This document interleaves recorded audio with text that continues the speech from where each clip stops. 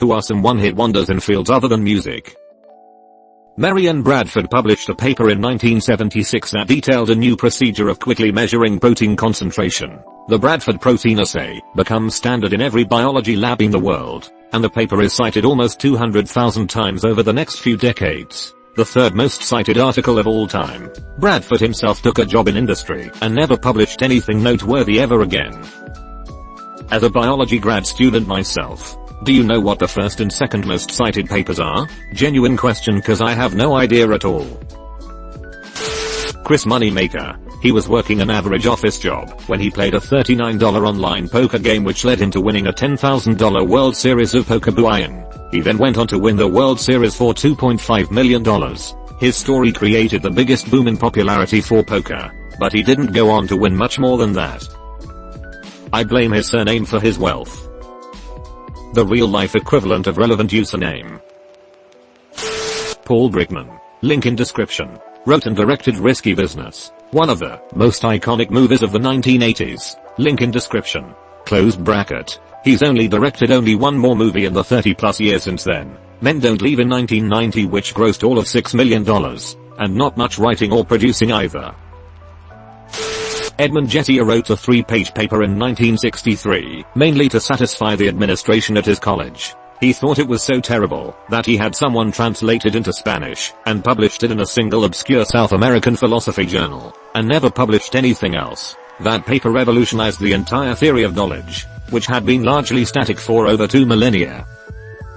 I had to search for this. It is the best example of this in philosophy. More specifics. It was a 3-page paper. In 3 pages some nobody came in and completely blew an entire field out of the water. 2,000 years of general agreement over what qualified as knowledge, justified true belief, all undermined in 3 pages.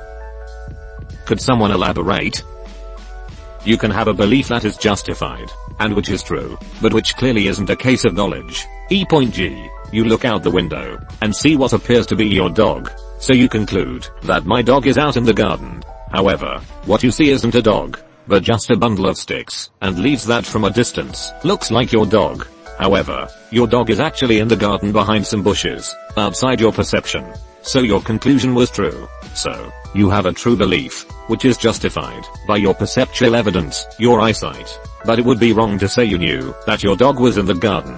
This is a very basic example, and it is easy to find much more elaborate ones by a simple Google search. But the general point is true, that justified true belief isn't sufficient for knowledge. You need something more. And ever since Gettier's infamous paper, a big part of epistemology has been concerned with finding this further condition. Fascinating stuff. Thanks for the RipTip.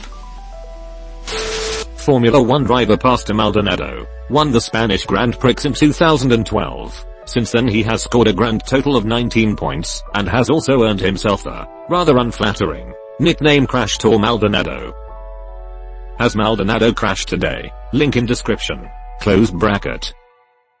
He's so problematic that even though he hasn't crashed since Australia, he hasn't finished a single race this season, spinning 3 times in one of them. Don't forget he lined up behind where he was slated to start. Kary Mullis won the Nobel Prize for inventing a better method for amplifying DNA. Prior to that he was a scientist who kept quitting science to write bad novels and run a bakery. Since then he's mainly known for being, well, nuts. Link in description. Mullis reported an encounter with a glowing green raccoon at his cabin in the woods of Northern California around midnight one night in 1985. He denies the involvement of LSD in this encounter. Close bracket. He denies the involvement of LSD in this encounter. Think of how many weird stories could have that sentence appended. Today, I went to breakfast and had pancakes. I deny the involvement of LSD in this event. The company Jagex that created RuneScape, or Andrew Gower, I suppose. They have other games, but I've never really heard of people playing them. They bought Ace of Spades, and ran it into the ground. I've never seen anybody so completely miss the point of a game before. It still blows my mind every time I'm reminded that it ever happened. To be fair, Jagex kinda has a history of having no clue about what their players want. Cough cough, removal of PvP never 5 get. Alex Salenko was picked for Usher at the '94 World Cup, with only 1 game, and no goals to his name. He scored 5 goals in the one match against Cameroon. setting a new record for most goals scored in a WC match by an individual. Russia were knocked out in the group, and he never played for them again.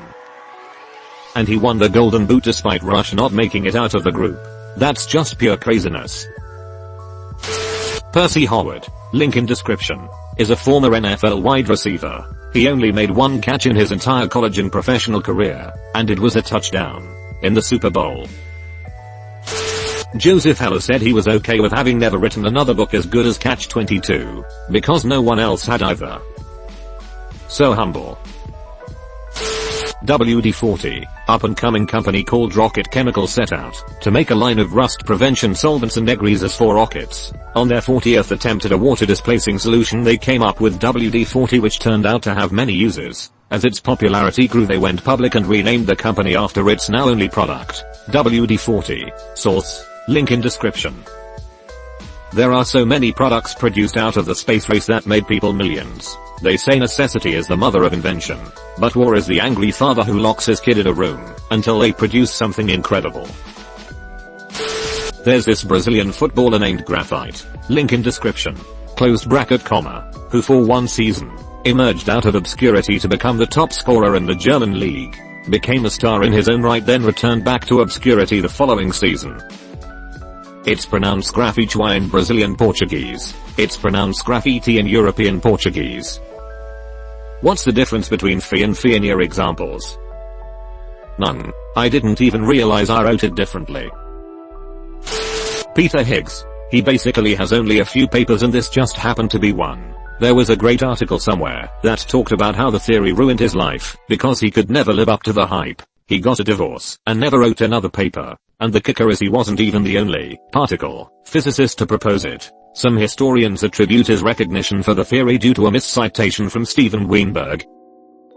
He just has the best name for boson. Inglet Brout Higgs Giral Nick Hagen Kibble Boson would really sound worse. Stephen Bradbury, Australian speed skater who won a gold medal at the 2002 Winter Olympics. That was the first time most people had ever heard of him, even in Australia. Flew to gold, then didn't achieve more in his sport, but has a successful media career since. You leave out the entire story. Bradbury was trailing behind the other four runners, set to end up dead last, when in the final corner one of the other runners slipped, taking the rest with him, except for Bradbury, who was so far behind that he could easily evade and make it across the finish line for gold. Here's a video, link in description, closed bracket exclamation mark. It gets better. He did the same thing in the semi-final. It gets better. In the quarter-final he came third and only qualified for the semis, because the second was disqualified for obstructing another racer. Richard Kelly, director of Donnie Darko. Todd K, America History X. The guys who did Blair Witch. The guy who did City of God. Did Billy Bob direct Sling Blade? MMMNMHMMMN. I reckon Billy Bob did do some of that there diarrhea. No you don't. Opera. Sean Mitchell, winner of 2003 PGA Championship. Link in description. Closed bracket colon. This one-hit wonder is golf's Vanilla Ice, with his first, and still only, tour win coming at the last Oak Hill PGA, a decade ago. I do find the writers at, link in description, needlessly snarky though. How quickly we all forget. Go Ninja. Go Ninja Geo. Link in description. Closed bracket question mark. The Heartbreak Kid. Marcus Notch Person, creator of Minecraft. His first and only real game was Minecraft. Scrolls was released from Mojang, but you don't hear anything about it, and he stated he wasn't an active developer on it. His other game, 0x10C, was canned back in 13. Yeah, but his one hit knocked it out of the park, up into orbit, out of the solar system, and is now chilling with the Voyager. That still only counts as one. Easy there Jim Lee. Sent Jamal back to Africa. The kid who played Charlie and Willy Wonka and the Chocolate Factory. Harper Lee only wrote one book in her whole career, To Kill a Mockingbird. Go Set a Watchman is due for release in July. It's a sequel to TKAM. I've never been so hyped for a novel before. My body is ready. IDK man, I'm just a little worried. Jeff Bannister had only one career at bat in the MLB and hit an infield single. Worked in baseball for almost 25 years. By definition a true one-hit wonder. Link in description. Phil Fish, creator of Fez. It was his own fault though. The fucker deleted Fez 2 from his computer because someone had the audacity to make fun of him on Twitter. I wouldn't be surprised if Fez 2 wasn't even there to begin with. Riot Games has only made one game, League of Legends. Imagine if they were just called Riot Game. Riot Game on point. Grant Wood was a one-hit wonder in the art world. People remember American Gothic by him, and not much else. Another is Michael Cimino, the director of The Deer Hunter, who won the Oscar for Best Director, and hasn't really done much else of note. David Tyree became an overpass sensation after this. Link in description. Incredible catch in the final seconds of the Super Bowl. It is the last catch he ever had in the NFL. He was placed on injured reserve in 2008, and then he played 10 games for the Baltimore Ravens in 2009 before retiring. Then later went on record saying he'd trade his Super Bowl ring for the guarantee that gays will never be allowed to marry. Fucking hate that guy. Pats fandom aside. John Knutson, Sydney Opera House. Well, when the final product costs an extra couple $100 million and 7 more years to complete, people may not want to use you again. But it turned out fantastic. It looks fantastic. The acoustics are notoriously poor.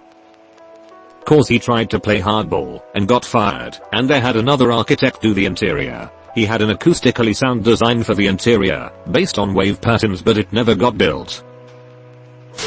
Tetris. The company never produced anything memorable since then. Wasn't the company that produced Tetris the Soviet Union? Link in description. Was one dude, got his rights back, works with this. Their other games are mid at best.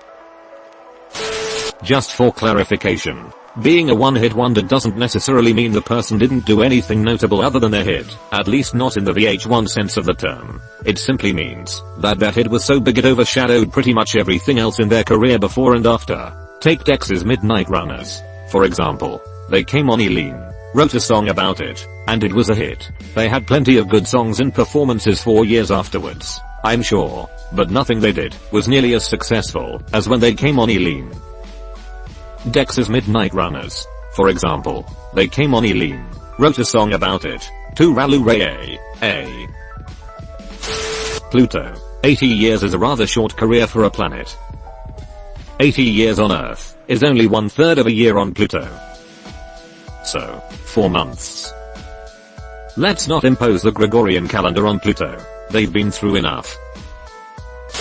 President James K. Polk purposefully served only one term as US president, and achieved all of his goals, including the annexation of Texas, Oregon Country, and the entire southwestern USA, at the expense of war with Mexico, of course. Considered to be the only president to fulfill all of his campaign goals, even though those goals were not concerned with human rights but rather greed. One-term wonder.